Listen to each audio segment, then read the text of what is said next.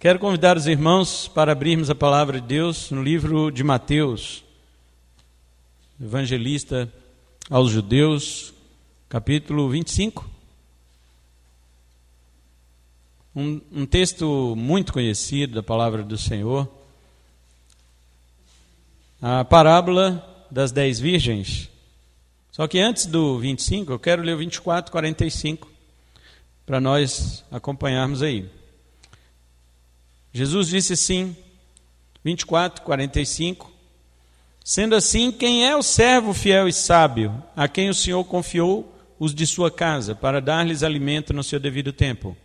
Feliz aquele servo a quem o seu Senhor, quando voltar, o encontrar agindo dessa maneira. Com certeza vos afirmo que o Senhor confiará a seu servo todos os bens. Entretanto, supondo que esse servo, sendo mau, diga a si mesmo, meu senhor está demorando muito, e por isso passe a agredir os seus conservos e a comer e beber com beberrões, o senhor daquele servo virá num dia inesperado e numa hora que o servo desconhece, e o senhor o punirá com toda severidade e lhe dará um lugar ao lado dos hipócritas, onde haverá grande lamento e ranger de dentes. Portanto, o reino dos céus será semelhante a 10 virgens que prepararam suas candeias e saíram para encontrar-se com o noivo. Agora o verso 14, não vou ler tudo aqui, depois nós vamos pegar alguns versículos. Versículo 14. Digo também que o reino será como um senhor que ao sair de viagem convocou os seus servos e confiou-lhes os seus bens. A um deu 5 talentos, a outro 2 e a outro 1 talento. A cada um conforme a sua capacidade pessoal, e em seguida partiu de viagem. Pois bem, vamos saltar aqui para o versículo 31. Quando o Filho do Homem vier em sua glória com todos os anjos, então se assentará em seu trono na glória nos céus. Todas as nações serão reunidas diante dele, e ele irá separar umas das outras, como o pastor separa os bodes das ovelhas. Amém? Só até aqui, irmãos, poder sentar. Graças a Deus, já oramos aí pela ministração da palavra. Rogo ao Senhor, de fato, que seja manifesta somente a palavra dele e aquilo que tem o Senhor para nos trazer ao coração e não eu. Seja eu apenas um vaso do Senhor usado por sua misericórdia. Muito bem, meus irmãos, nós vamos falar sobre a parábola das 10 virgens. Mas eu quis mostrar aqui que, por ela ser uma parábola um tanto difícil, considerada, né, de difícil interpretação, se torna um campo de debate, inclusive para pessoas que defendem o dispensacionalismo, né, aquela doutrina de que Cristo vai arrebatar a igreja antes da grande tribulação. Eles usam muito essa parábola das 10 virgens. E também, no final, eles acabam dizendo que aquelas 5 virgens que ficaram de fora terão uma segunda oportunidade, porque, segundo a doutrina deles, essas 5 tolas, elas ficarão para a grande tribulação, mas depois elas podem entrar no céu. Enfim, por causa dessa bagunça que fazem em cima desta parábola, eu quero trazê-la desembaraçada para os nossos pensamentos, para a nossa mente aqui nesta noite. Porque só pode haver embaraço para aquelas pessoas que querem impor um significado ao texto que ele não tem. Ou então, tirar o significado que o texto tem. Essas duas coisas nós somos proibidos de fazer com relação à Escritura. Você não pode impor um significado que você acha para a Bíblia. E nem você pode retirar um significado que a Bíblia já está deixando claro para nós. Agora, antes de entrarmos nos pontos centrais desta parábola, eu quero mostrar por que Mateus colocou essa parábola das 10 virgens junto com essas outras que eu li. Primeiro, antes das 10 virgens, vem a do servo prudente ou imprudente. Porque no 48 fala, entretanto, supondo que esse servo, sendo mau, né? Então aqui, Jesus está contando uma parábola de 2 possibilidades. Se esse servo, versículo 46, se ele agir daquela maneira que ele foi incumbido, do verso 45, que é dar alimento ao devido tempo aos seus conservos, ou seja, aos seus colegas de trabalho, então ele será feliz, será bem-aventurado. Versículo 46, se for encontrado agindo desta maneira. Mas, supondo que ele seja mau, aí que vem o outro lado. É o mesmo servo, mas supondo que ele seja mau, o que ele vai fazer? Aí vem todas aquelas características do servo imprudente, que faz tudo aquilo, né? Primeiro ele duvida, o pecado da incredulidade, duvida que seu senhor venha, né? Meu senhor demora muito. Segundo, ele se torna uma pessoa sem amor, porque começa a agredir os seus conservos, em vez de servir-lhes as refeições dentro do seu devido tempo, ele passa a agredir os seus companheiros. Terceiro, ele se torna sem moral, porque passa a comer e beber com os beberrões, não é? Agora, ele será pego de surpresa, porque o seu senhor virá num dia e na hora que ele não espera e o punirá. Então veja, agora você pega esta parábola e associa com a parábola das 10 virgens. É a mesma coisa. O que Mateus está dizendo é que este servo infiel, imprudente, que espanca seus conservos, que bebe com os ébrios, que duvida da volta do seu senhor, são a mesma coisa das virgens loucas, das 5 virgens loucas. E quando você vai mais para frente, ele também é a mesma coisa daquele outro servo que enterrou seus talentos. Entendeu? Que quando você vai mais para frente, é a mesma coisa dos bodes, diferente das ovelhas. Então, na realidade, se Mateus colocou estas parábolas juntas, é porque elas carregam, no modo geral, o mesmo sentido. Os irmãos devem lembrar quando Jesus Cristo expõe as parábolas do reino, lá em Mateus 13. Não vem também uma sequência de parábolas ali? A parábola do semeador, a parábola do grão de mostarda, vem a parábola do trigo e do joio, vem a parábola do fermento, vem a parábola do homem que achou um tesouro escondido. Tudo não é a mesma coisa. Por exemplo, o grão de mostarda, Jesus falou que ele é o menor dos grãos, mas quando semeado se torna maior da semente. Aí logo depois, também o reino do céu é semelhante a uma mulher que juntou fermento na massa, e a massa cresceu. Ou seja, Jesus está falando a mesma coisa. Assim como a semente de mostarda plantada cresce muito, assim também uma massa, quando é posta nela fermento, ela também cresce muito. O reino de Deus é assim, ele começa praticamente desconsiderado pela sociedade, mas daqui a pouco ele já invadiu a cidade toda, na realidade o mundo inteiro, né? Então é isso que Jesus está falando, a mesma coisa, ele só usa figuras diferentes para falar. Mateus então coloca aqui a parábola das 10 virgens junto com estas demais. O servo imprudente é comparado às 5 virgens tolas, que são comparadas ao outro que enterrou o talento, que é comparado aos bodes. É a sequência. Já as virgens sensatas são comparadas primeiro ao que veio antes, o servo fiel, que deu a ração ao seu devido tempo aos seus colegas. São comparadas também com aqueles 2 servos que pegaram o talento e desenvolveram no reino de Deus, que são comparados mais para frente com as ovelhas, que Jesus coloca à sua direita: vinde benditos do meu Pai. Este é o primeiro aspecto que eu quero mostrar para facilitar o entendimento do que significa a parábola das 10 virgens. A segunda coisa que é importante a gente observar sobre esta parábola é o verbo. O verbo está no futuro. São poucas parábolas que Jesus coloca o verbo no futuro.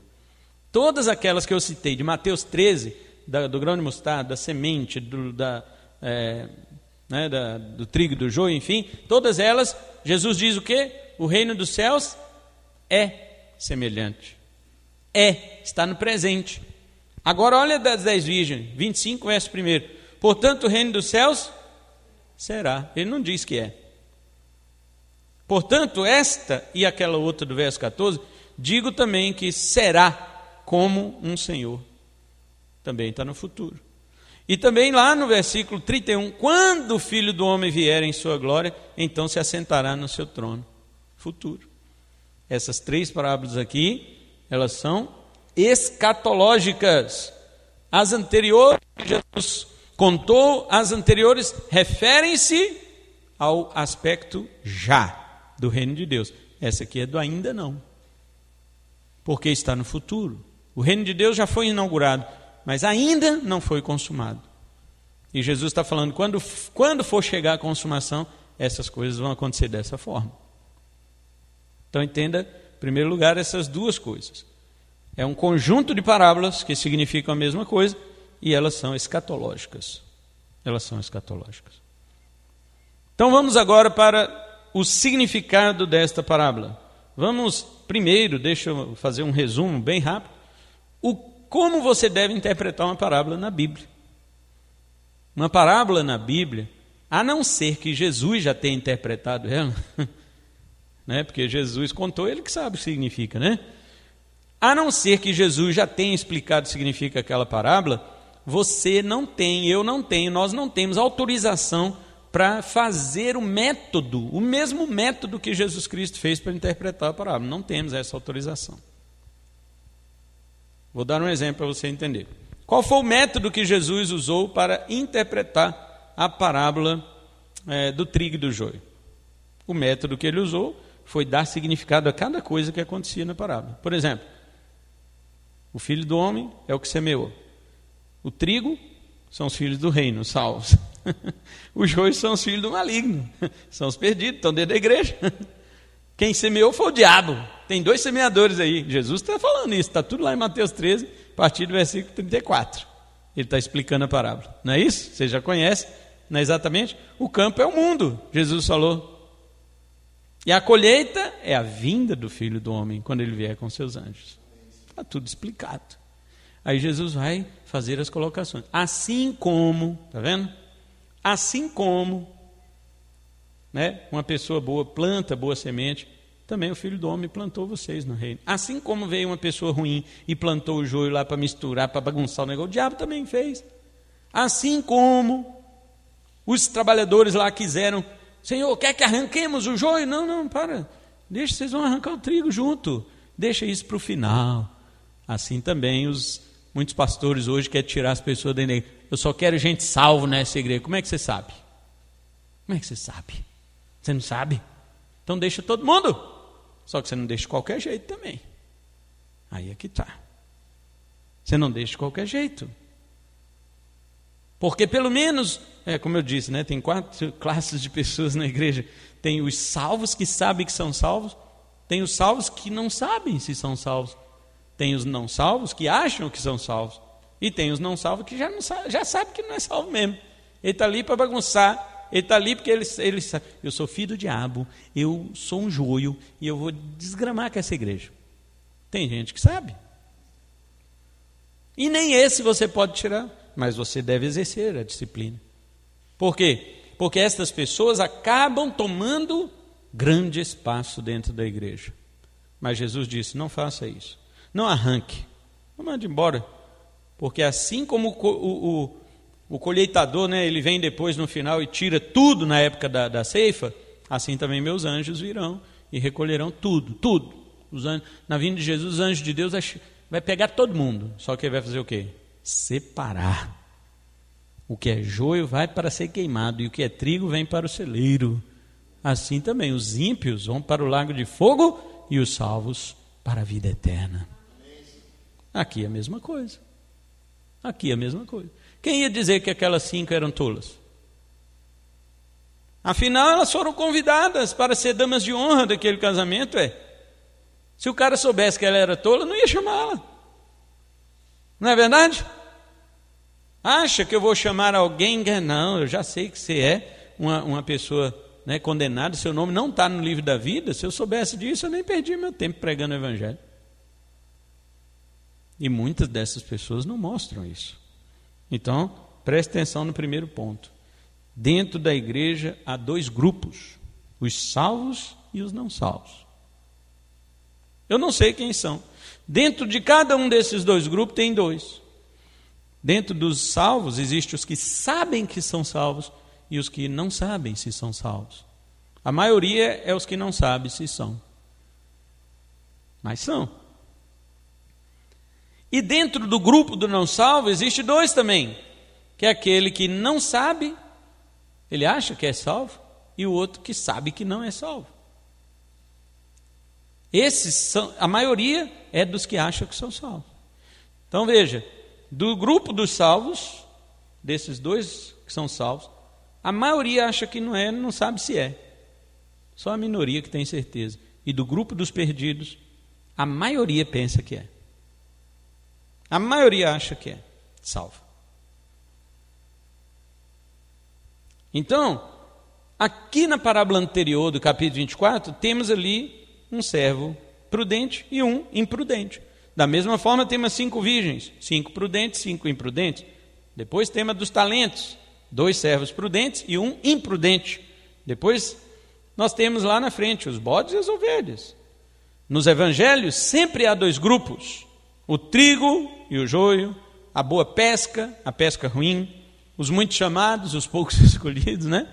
Dentro do Novo Testamento nós temos essa, Jesus fala dos filhos do reino e dos filhos das trevas, né? Então estas parábolas representam 2 classes de pessoas que existem na igreja, pois guarde esta frase: nem todos que estão na igreja são igreja. Nem todos que estão na igreja são igreja. A minha pergunta para você hoje não é se você está na igreja, porque eu estou vendo você aqui.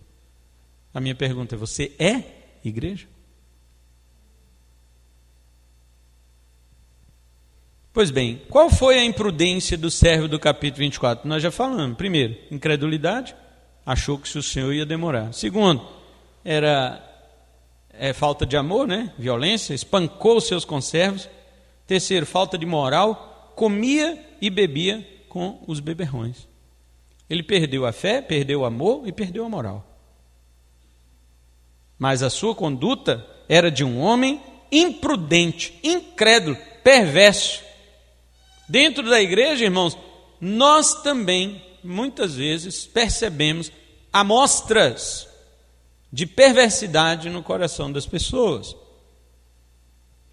Nós vamos falar do ponto ainda, né, do segundo ponto, sobre as diferenças e sobre as semelhanças entre as pessoas salvas e não salvas. Mas vamos prosseguir aqui. E na parábola dos talentos, né, qual foi a imprudência daquele homem? Primeiro, ele foi negligente, não negociou o talento que recebeu, antes o enterrou. Está lá no versículo 18. Ele diz assim: entretanto que tinha recebido um talento, afastou-se, cavou um buraco na terra e escondeu o dinheiro que o seu senhor havia confiado aos seus cuidados, ou o talento, né?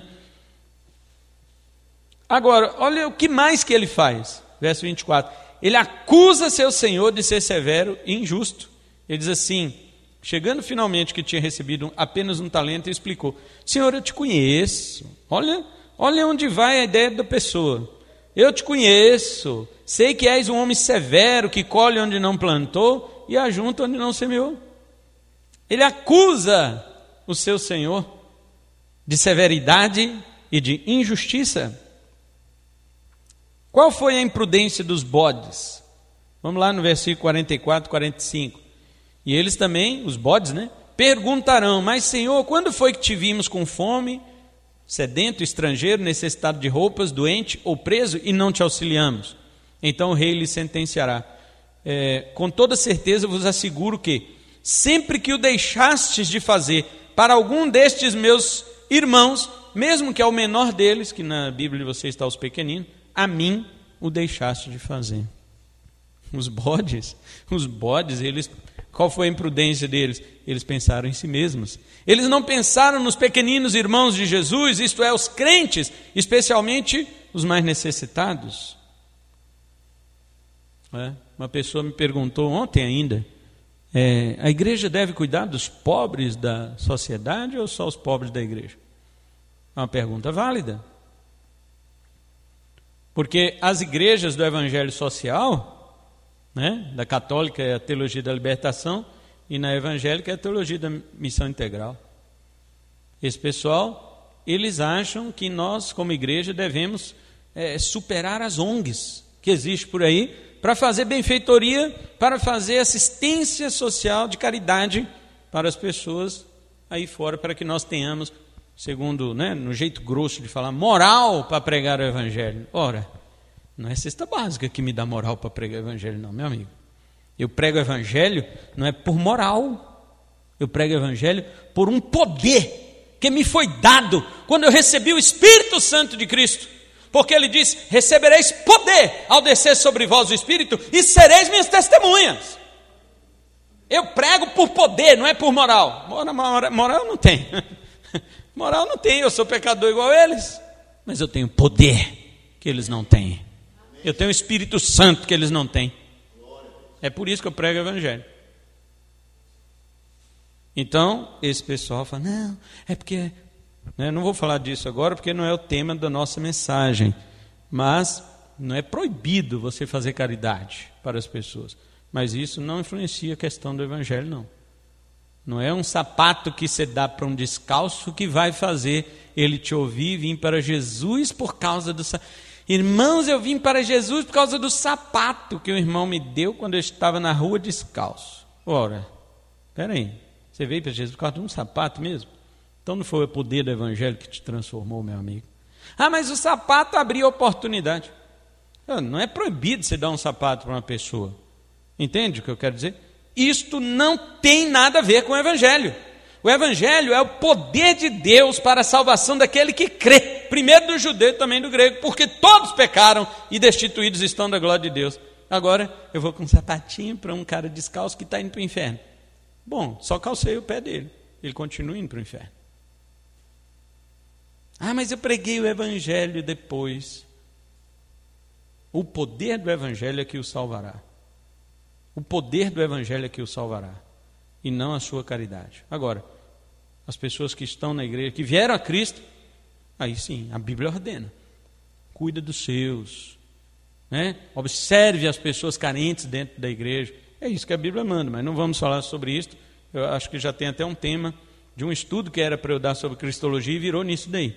Então está lá, 1h30 de estudo só sobre isso. Quem são os pobres que a igreja deve servir? Digita lá no YouTube, Pastor Cleils, quem são os pobres que a igreja deve servir, e assiste lá o estudo. Falo tudo a esse respeito, ou pelo menos tudo que estava na minha mente, não necessariamente tudo que está na Bíblia. Agora, a imprudência dos bodes foi essa, de pensar neles e não pensar nos seus irmãos, não pensar no seu Senhor.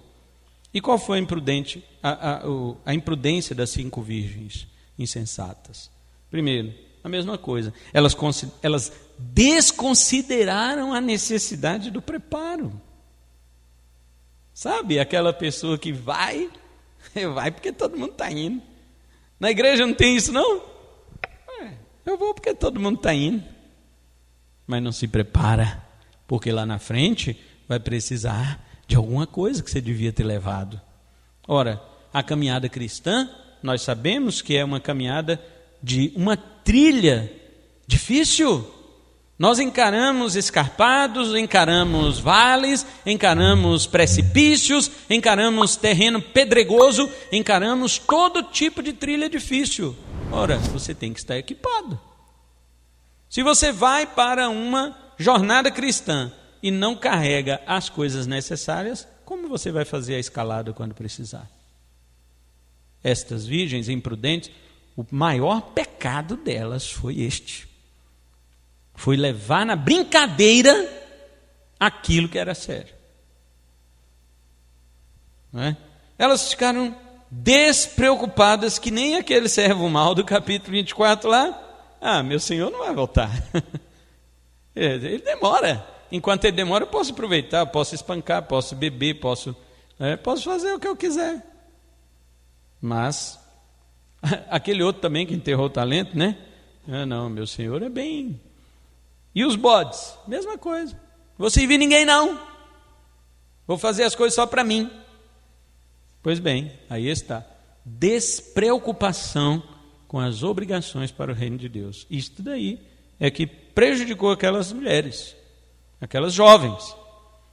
Então os irmãos entendem? Primeiro ponto desta mensagem, dentro da igreja existe salvos e não salvos. Segundo ponto, os pontos de semelhança não indicam salvação. Ora, será que os salvos se parecem com os perdidos ou vice-versa? Sim, sim. No capítulo 24, todos eram servos. o que ficou encarregado de cuidar e os que seriam cuidados por ele, todos eram servos. Inclusive este, que Jesus fala lá no 24, ele era responsável pelos outros. Aqui na nossa parábola, todas eram virgens. Todas. As 10 eram virgens.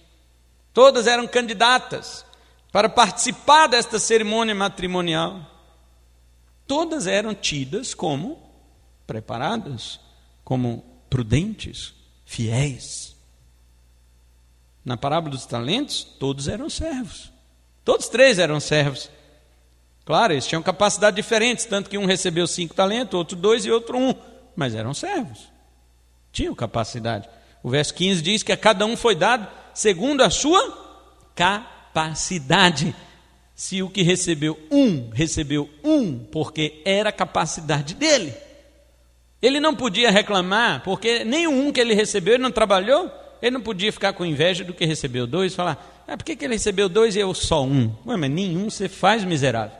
Nenhum você faz, você está querendo 2. Você está querendo enterrar 2 talentos agora? É? Você já enterrar 1. Você vai enterrar 2, não me deu 10. Você ia enterrar os 10. Pois bem, nos bodes e ovelhas, todos conviveram com as mesmas pessoas, tiveram as mesmas oportunidades. Servir o irmãozinho de Cristo Jesus, servir a Deus ali através das necessidades, das visitas, das orações. Não. Então, queridos, dentro da igreja, encontramos pessoas com muitos pontos semelhantes. Mas isso não diz nada a respeito da sua salvação. Quando você olha, todo mundo parecendo crente. Todo mundo, nossa, minha igreja só tem trigo. É o que todo pastor gostaria.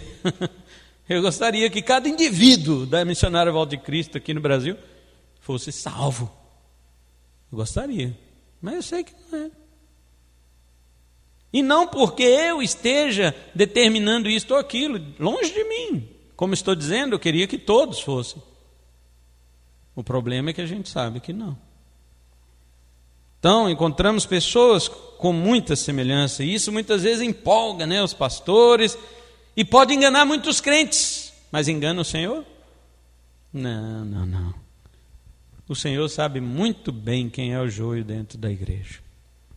E a gente às vezes fica incomodado, Senhor, por que não tira? Por que não? Não, mas espera aí.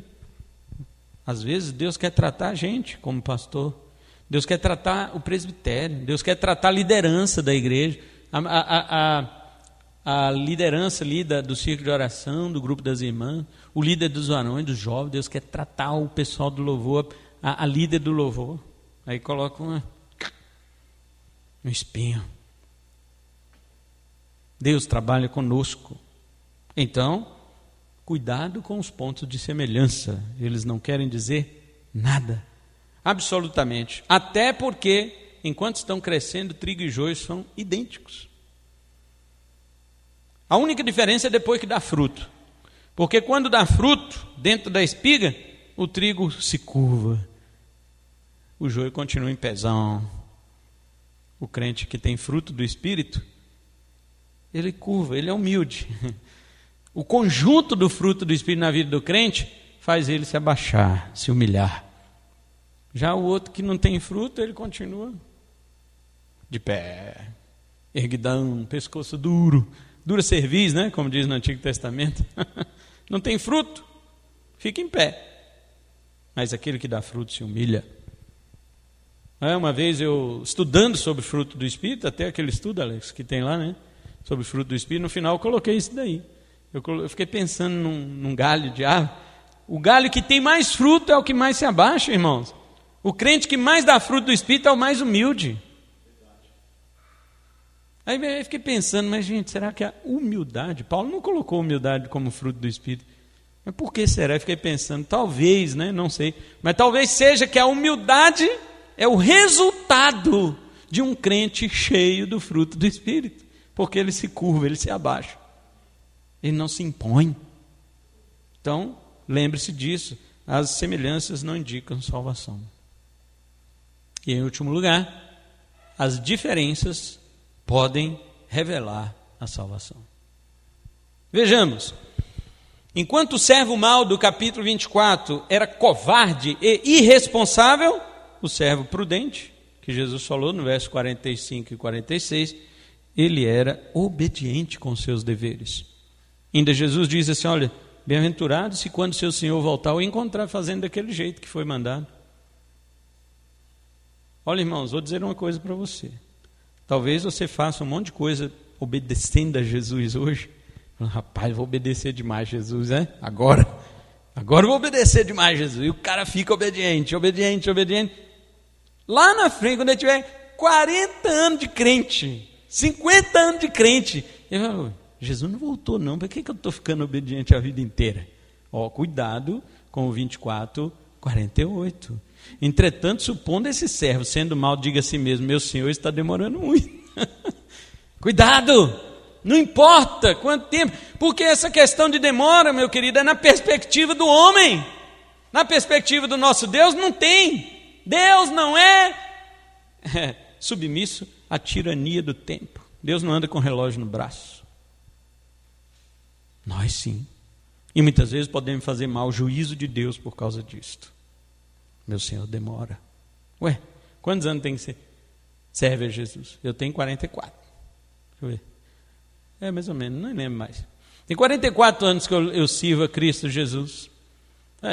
Nos tropeços, né? Como diz uma irmã que às vezes a gente vai conversar, vou visitar.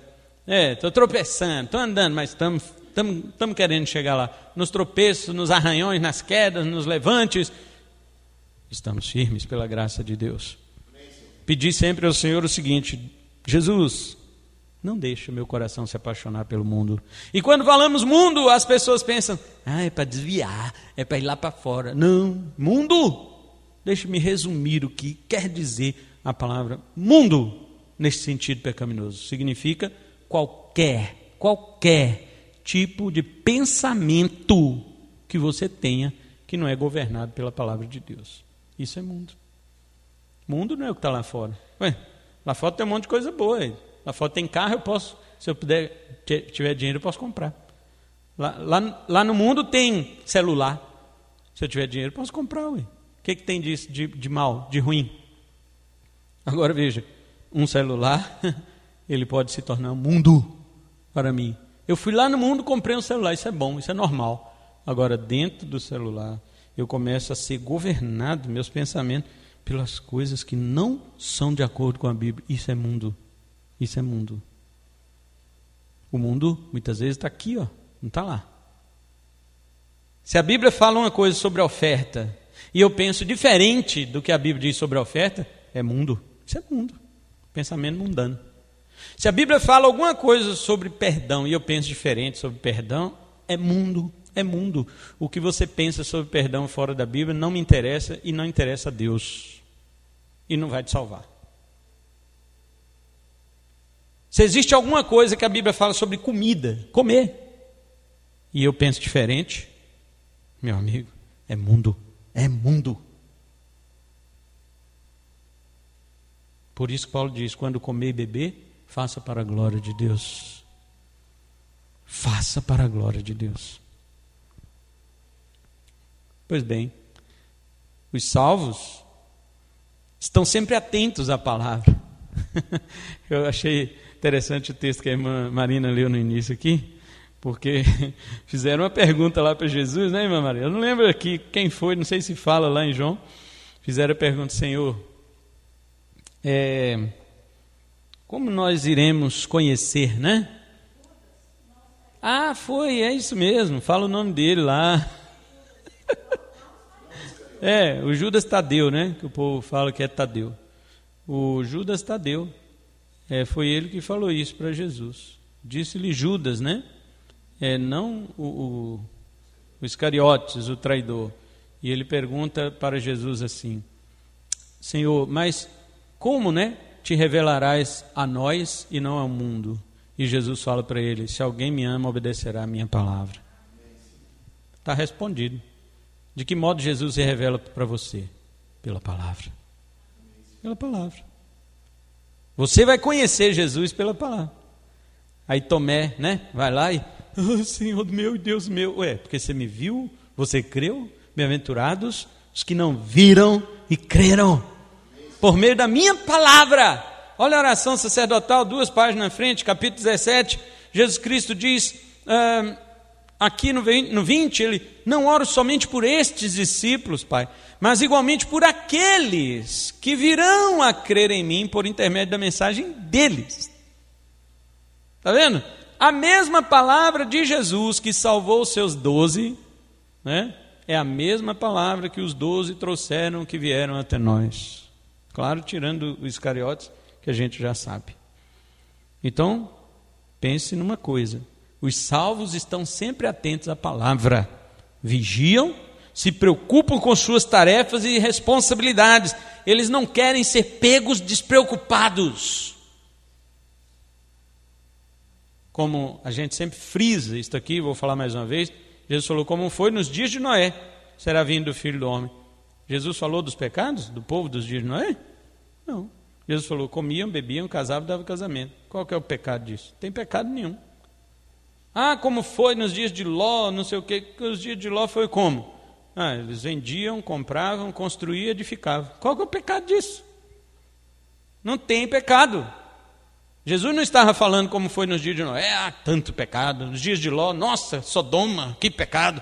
Não, certamente tinha muitos pecados, tanto que Deus mandou o dilúvio e queimou as cidades, né? Mas não era isto. Jesus estava falando com a preocupação com o cotidiano que tira a sua concentração daquilo que é importante. Cuidado, cuidado. Muitas vezes você está envolvido em coisas que não são pecado, mas elas tiraram a sua concentração do que era importante. É aí que falta o azeite. Os perdidos não se importam com isso, não. Eles são despreocupados, pensam apenas em si mesmos, não pensam em seu Senhor nem a salvação. Agora deixa eu explicar em último lugar o que é esse azeite. Porque todo mundo fala: o azeite é o Espírito Santo. Não. Vocês já perceberam agora, com a explicação de todas essas 4 parábolas, vocês já devem saber o que significa o azeite. O que tem Espírito Santo a ver com isso aqui, irmãos? Absolutamente nada. Em nenhum ponto Jesus está falando de Espírito Santo. Jesus está falando na parábola do servo, do 24, Jesus está falando, primeiro, que ele, por ser um servo mau, ele começou a desprezar. Primeiro as palavras do seu Senhor, depois seus colegas, e desprezar a santidade. Muito bem. As 5 virgens que foram tolas, porque tinha 5 que levaram azeite à reserva, não é?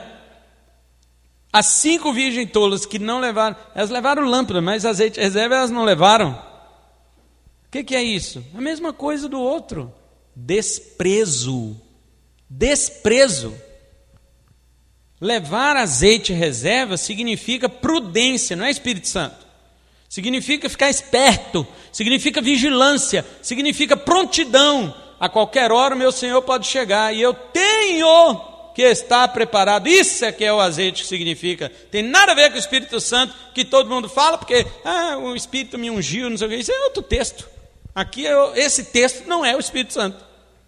Esse texto é igual a todos os outros. A falta de prudência daquele servo fez ele espancar, fez ele duvidar, fez ele beber e comer com os ébrios. A falta de prudência dessas 5 virgens tolas fez com que elas não levassem, foram autoconfiantes, mas não foram prudentes. A falta da prudência naquele servo lá fez ele enterrar seu talento, ao invés de cuidar dele e prestar conta quando seu senhor voltasse. A falta de prudência dos bodes, que é próprio dos bodes, fez com que eles não cuidassem de Jesus e dos seus servos, dos seus discípulos, o que lhes rendeu a condenação eterna. É isso que significa o azeite. O azeite aqui, a mais, com estas 5 virgens prudentes, é a mesma coisa do 24, o servo bom, que cumpriu sua tarefa, que fez o que tinha que fazer. O azeite é aquilo lá. É obediência, é prudência, é preparo, é vigilância, é estar esperto, é estar ligado. O azeite delas aqui é a mesma coisa dos outros 2 servos que trabalharam seus talentos. 5 para um, 2 para o outro. Rendeu 10, o outro rendeu 4. É isto que é o azeite. O azeite aqui destas mulheres que foram prudentes e levaram a mais, é a mesma coisa das ovelhas de Jesus lá no último dia. Venham aqui, benditos do meu Pai, possuam por herança o reino que está preparado desde a fundação do mundo. Por quê? Porque eu tive fome, vocês me deram de comer, tive sede, me deram de beber, estava nu, me vestistes, eu estive enfermo e na prisão e vocês foram me visitar. Senhor, quando foi que fizemos estas coisas? Quando fizeste a um dos meus pequeninos. Isso é azeite. Azeite é o crente que serve o outro. Azeite é o crente que prega o evangelho. Azeite é o crente que trabalha na obra de Deus. Azeite é o crente obediente. Azeite é o crente que está sempre pronto para dizer ao seu Senhor: eis-me aqui, Senhor. Isso que é azeite. Não é Espírito Santo, não.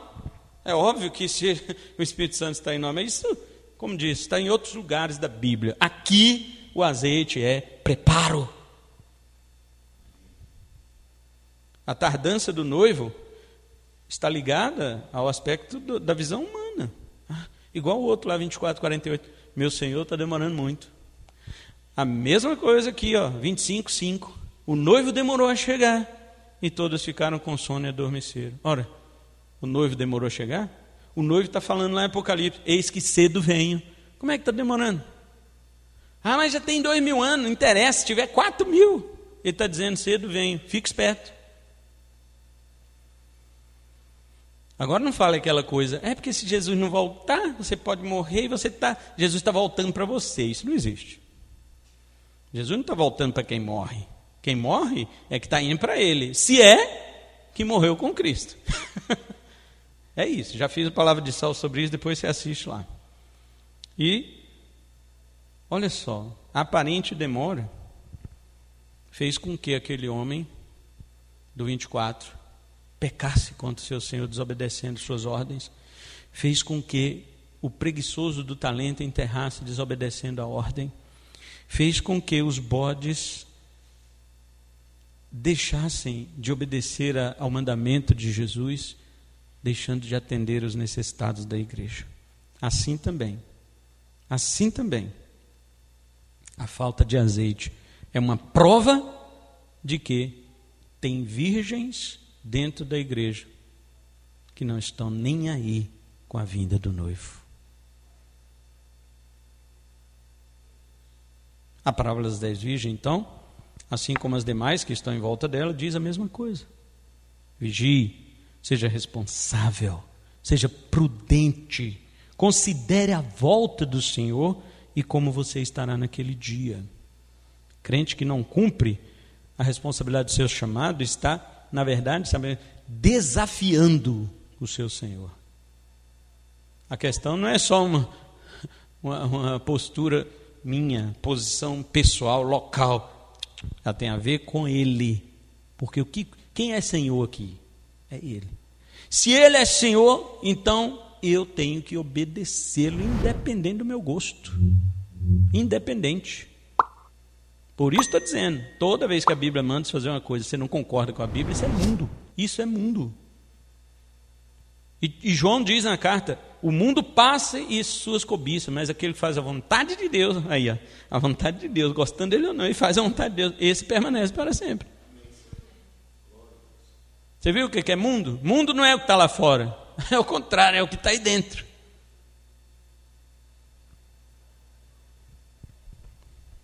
Então não desafie o Senhor. Aquele servo, lembra o servo que enterrou o talento, ele culpou a Deus? A desculpa dele foi culpar seu Senhor, assim como Adão fez com Deus lá no jardim. A mulher que tu me deste, primeiro ele culpou a mulher, foi a mulher que tu me deste, se eu não tivesse dado eu não teria pecado. George Whitefield pregou um sermão de homens que andam com Deus sobre isso, e falou a respeito de Adão, culpando a mulher diretamente, mas também culpou a Deus indiretamente. Se o Senhor não tivesse me dado, então diz o outro lá que enterrou o talento, se o Senhor não fosse tão severo, a pergunta até seria o seguinte, mas peraí, se eu não fosse severo, você ia trabalhar? Se eu sendo severo, você não trabalhou, você enterrou, se eu não fosse, meu amigo, acho que você não ia enterrar só o talento não, você ia cavar um buraco e entrar dentro também, não é? Está vendo que não há desculpa, irmãos? Então, não vamos acreditar nessa conversa dispensacionalista de que as virgens loucas terão a segunda chance. Isso não é verdade. A mesma palavra dita a elas, leia lá o que foi dito a elas, verso 11 e 12. Mais tarde, todavia, chegaram as virgens imprudentes e clamaram: Senhor, Senhor, abre a porta para nós. Contudo, ele lhes respondeu: com certeza vos afirmo que não vos conheço. Tem a ver ou não com o que Jesus vai dizer aos falsos profetas naquele dia? Mateus 7, 23. Então lhes declararei: nunca os conheci. Afastai-vos da minha presença, vós que praticais o mal. É a mesma coisa. Não é o fato de dizer Senhor, Senhor, que entrará no reino dos céus. No final, essas 5 tolas ficaram fora da porta, assim como, olha o capítulo 24, o último versículo 51. Assim como o servo mau, olha, e o Senhor o punirá com a severidade e lhe dará um lugar ao lado dos hipócritas, onde haverá lamento e ranger de dentes. Olha o servo imprudente que enterrou seu talento, 25, 30. Quanto ao servo inútil, lançai-o para fora as trevas, ali haverá muito pranto e ranger de dentes. E no 46, olha os bodes, sendo assim, estes, os bodes, irão para o sofrimento eterno, porém os justos, as ovelhas, para a vida eterna. Não há segunda chance. As 4 parábolas são uma só. Então, esta é a palavra de Deus para os nossos corações hoje à noite. Qual servo você é? O que cumpre tudo que o Senhor mandou com seus conservos? Ou aquele que, meu Senhor demora mesmo, vou fazer um monte de coisa aí, depois eu me arrumo, quando ele voltar eu estou bom de novo.